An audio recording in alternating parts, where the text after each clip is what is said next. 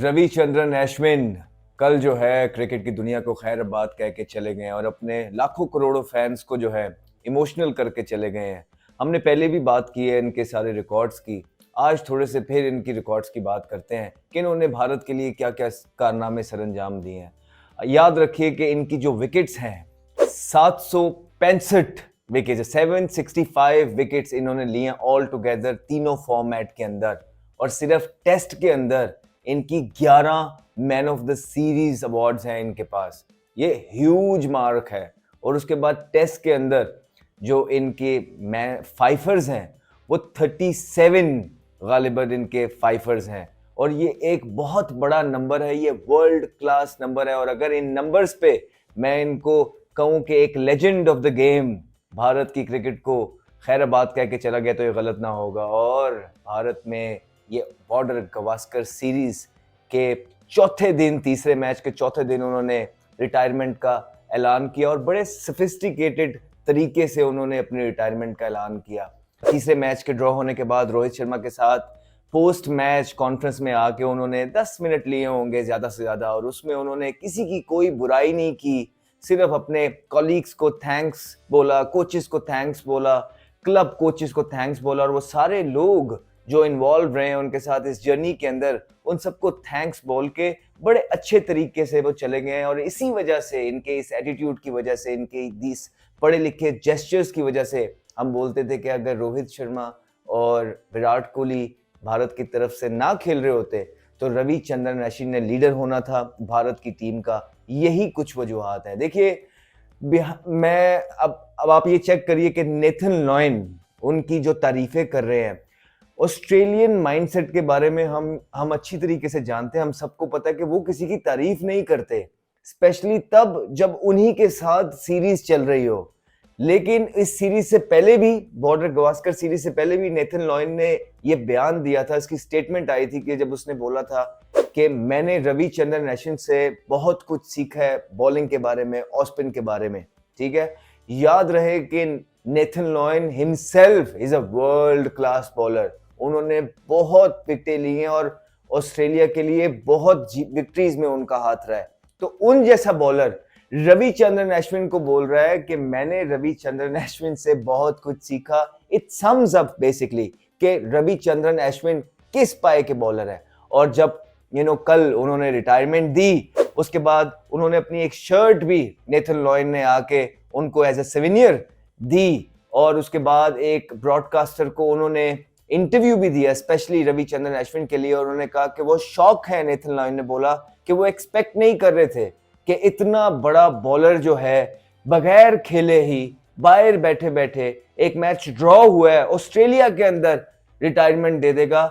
ये Nathan lion के लिए शॉकिंग था। नेथन लॉयन के साथ पूरी दुनिया के लिए ये लम्हा फिक्रिया था कि रविचंद्रन जैसा बॉलर जिन्होंने भारत के लिए अटमोस्ट रिस्पेक्ट के साथ क्रिकेट खेली, इंटेग्रिटी को कायम रखते हुए क्रिकेट खेली, बहुत ज्यादा मैन ऑफ द मैचेस लिए, बहुत ज्यादा मैन ऑफ द सीरीज ली, पता नहीं कितनी दफा उन्होंने जो है ना भारत को मुश्किल सिचुएशन से निकाला और बचाया, वो इससे बेहतर सेंड ऑफ डिजर्व करते थे। उन्होंने जो अपने पोस्ट मैच में जब रिटायरमेंट अनाउंस की, उन्होंने इसका अंदिया नहीं दिया। इवन जब वो भारत पहुंचे, भारत पहुंच के भी जो है उन्होंने इंटरव्यू दिया, उसके बारे में भी बात करते हैं उसमें क्या बात की, लेकिन उन्होंने इस तरह का अंदिया बिल्कुल भी नहीं दिया कि कुछ उनके साथ गलत हुआ है। लेकिन as a cricketer I am telling you कि अगर आपने अपने मुल्क के लिए इतना सर्व किया होता है तो यू डिजर्व बेटर।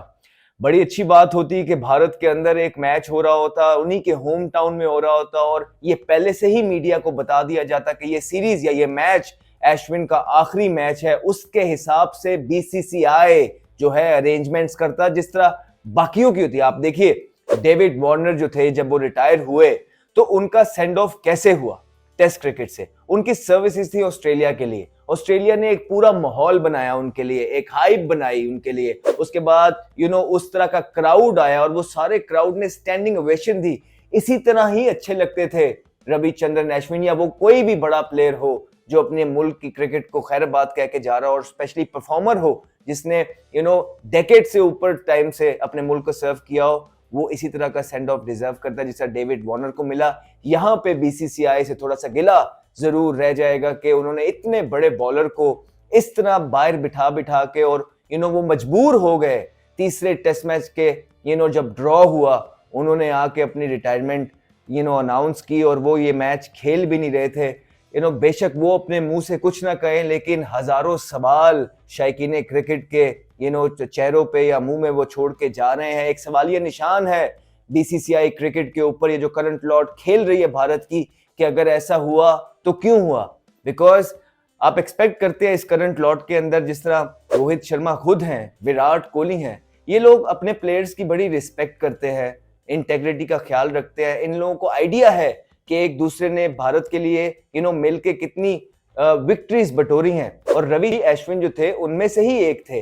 तो as a cricketer I also expect better from the current lot as well. जिस तरह रोहित शर्मा ने कहा कि ये उनका अपना डिसीजन था, लेकिन ऐसे ही कोई डिसीजन नहीं ले लेता है, पीछे डेफिनेटली कोई ना कोई बात है। और कहीं ना कहीं मुझे लगता है कि रविचंद्रन अश्विन इससे बेटर डिजर्व करते थे, इससे बेटर सेंड ऑफ डिजर्व करते थे, जहां वो अपने मुल्क के लिए खेल रहे होते, अपने मुल्क के अंदर खेल रहे होते, जैम पैक स्टेडियम होता, और वहां वो अपनी कैप लहराते हुए जब गुड बाय कहते, तो पता लगता कि एक लेजेंड ऑफ द गेम जिसकी इतनी मैसिव परफॉर्मेंसेस रही हैं, उसने खैराबाद कहा है। याद रहे कि ये वो रविचंद्रन अश्विन है कि जिन्होंने बड़ों बड़ों को पीछे छोड़ दिया। शेन वॉर्न मेरे नजदीक एक वर्ल्ड क्लास बॉलर थे, लेकिन वो भी तीनों फॉर्मेट, उनके टाइम पे तो टी20 इतना था नहीं, लेकिन वो भी वनडे से अंदर बाहर होते रहे। कभी मैकगेल आते थे, कभी ब्रैड हॉग आ जाते थे। इस तरह वो कंसिस्टेंटली परफॉर्मर वनडे के अंदर नहीं थे। हाँ, शेन वॉर्न की टेस्ट मैचेस में जो परफॉर्मेंसेस थी ऑस्ट्रेलिया के लिए वो फिनोमिनल थी, लेकिन रविचंद्रन अश्विन ना सिर्फ वो टेस्ट क्रिकेट के अंदर, ओडीआई के अंदर, इनफैक्ट टी20 के अंदर भी वो जादूगर बन गए थे। जिस भी टीम से खेलते हैं विनिंग इंपैक्ट डालते हैं। उन्होंने क्रिकेट में डिफरेंट एक्शन मुतारिफ कराए, डिफरेंट बॉल्स मुतारिफ कराए। बॉल्स तो बड़े लोग आके फेंक देते हैं 4-5, लेकिन जिस कंट्रोल से और जिस कंसिस्टेंसी से उन्होंने वो बॉल किए, चाहे वो कैरम हो, चाहे वो सीधा हो, चाहे वो लेग स्पिन हो, चाहे वो छोटे रनअप से हो या बड़े रनअप से हो, टेस्ट क्रिकेट के अंदर फ्लाइट हो या जहां पे परचेज मिल रहा हो, थोड़ा स्लो पिच हो, वहां पे तेज ब्रेक करना, हर चीज उन्होंने कंट्रोल के साथ की। एक बहुत इंटेलिजेंट माइंड आज भारत के ड्रेसिंग रूम की से चला गया है, और उसकी बॉलिंग लाइन को, स्पिन बॉलिंग को डेफिनेटली उससे धचका पड़ेगा। वॉशिंगटन सुंदर जितने भी अच्छे बॉलर बन जाएं, जितने भी अच्छे बैटर बन जाएं, लेकिन उनको रविचंद्रन अश्विन के शूज फिल करने के लिए अभी बहुत टाइम लगेगा।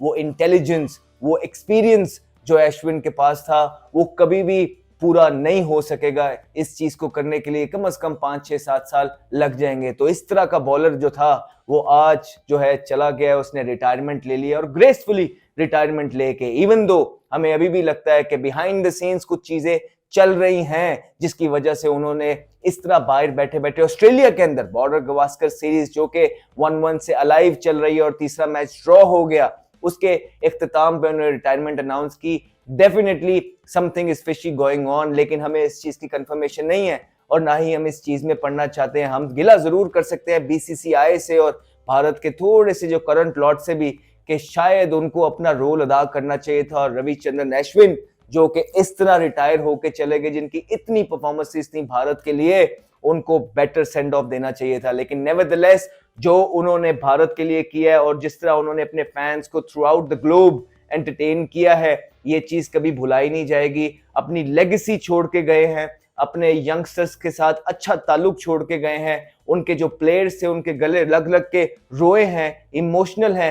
ये जो ड्रेसिंग रूम की रिस्पेक्ट होती है, यही इन दी एंड मैटर करती है, वो डेफिनेटली उनके पास मौजूद है। और हम जैसे उनके हजारों मदा जो हैं, जो उनकी बॉलिंग को बड़ा पसंद करते थे, वो मिस तो जरूर करेंगे। लेकिन एक गुड न्यूज अश्विन ने दी है, उन्होंने बोला है कि बेशक मैं इंडियन, मेरे में क्रिकेट अभी बाकी है, लेकिन एज ए इंडियन क्रिकेटर मैं जो है खैराबाद कह रहा हूं, लेकिन मैं लीग्स या आईपीएल में आपको अभी भी खेलता हुआ नजर आऊंगा। तो ये गुड न्यूज है उनके फैंस के लिए, भारत के फैंस के लिए, या कहीं भी जो भारतीय या उनके fans through out the globe जहां पे भी है, उनके लिए एक अच्छी खबर है कि रविचंद्रन अश्विन ने इंटरनेशनल क्रिकेट से तो खैराबाद कह दिया है इतने हैवी भरकम रिकॉर्ड्स के साथ, लेकिन हमें वो आईपीएल खेलते हुए और डिफरेंट लीग्स में अभी भी नजर आएंगे। सो गुड न्यूज है।